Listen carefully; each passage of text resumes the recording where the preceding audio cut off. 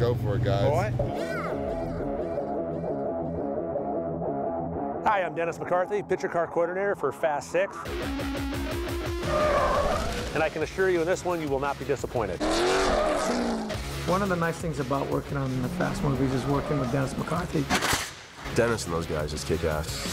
These are guys that actually live this stuff. Our cars are our babies in this. Our franchise holds them up on a pedestal. In the Fast and Furious film, we start with our shop, a bunch of tools, a lot of mechanics, a bunch of equipment, and a ton of steel. And we try to make the cars as durable, as exciting, and as fast as possible. Brian, he's driving the Skyline again in the beginning. He'll always be a Skyline guy. It's kind of like when I drive it home. I like him too, so it works. The driving's extraordinary. There's not a lot of room for error. But beyond having great action, there's such a mythology going between the characters, between the cars. You got some serious balls, man. I've been told. Ledise Jensen was a great find. I remember talking to Dennis and saying, is there something that's kind of European, but at its core, it's American? Ready? Ready. Go! She's lost her memory, so it just came to me right away that that's the car that she would be drawn to. What else do you know about me? It has the Dodge engine, but it was built in the UK for Europe. V8 never could resist American muscle. Nothing left of the Jensen powertrain. Electrical was basically in a bare shell, assembled from that point. And it was just a perfect fit. One of the main acts of the movie is our guys are getting cars from a classic car auction. So it opened up that opportunity once again for exotic, European cars. We like the super cool looking cars, but when we're in the field, we also need cars that we can work with. In the tank chase, Tyrese has to get in front of the moving tank in this Mustang. Oh, shit! Super fast, it stands out. It is a really fun car. It's a pretty wild Mustang.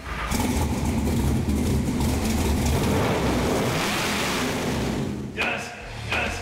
Yes! Giddy up, boy! We never did use the actual $700,000 hero car for those stunts. We kept that car safe.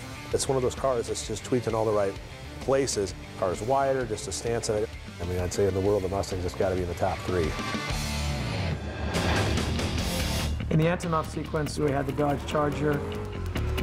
There's times we had to have wet down.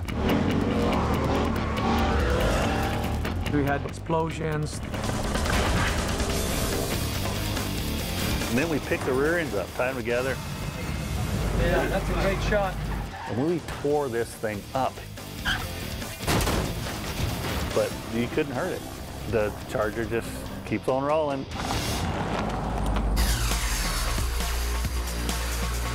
There's not a lot you can change on that car exterior-wise to make it look any better. The only thing we do is we lowered it, slightly bigger tire size, and I try to give it a military Secret Service look. The matte gray paint, blacked out the windows. They came out looking great.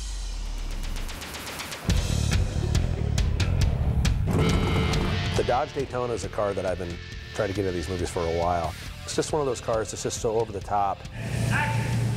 Okay, and stop.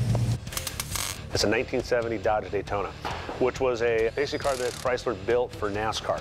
1969, it came out mid-season. 1970, it was a championship winner. After that, they outlawed the car. That's too fast. There's something very similar to Dom and his past. We all know that he never made it to the pro racing. And they banned me from the tracks for life. And in a sick way, in the same way that Dom was banned from the racetrack, so was this Daytona.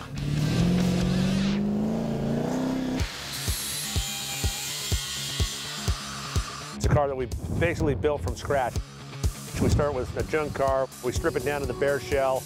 We've taken about 10 inches out of the length, The whole car has been lowered. The rear wing and the back's come down about a foot, just so it looks more proportional.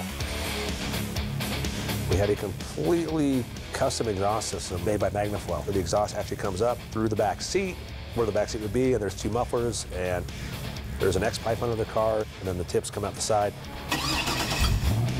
That car started, you definitely knew which car was coming to set. It's a beast. And we like staying true to characters in this franchise, so it worked. You got a death wish or something? That's what it takes. Once again, we had cars with a whole bunch of horsepower that would burn rubber. This has gone far beyond my expectations. I've probably built more Fast and Furious cars than everything else I've ever done combined. The sanctuary, this is the garage. The car stuff, it's in my blood. We're all little kids at the end of it. You know, every one of us.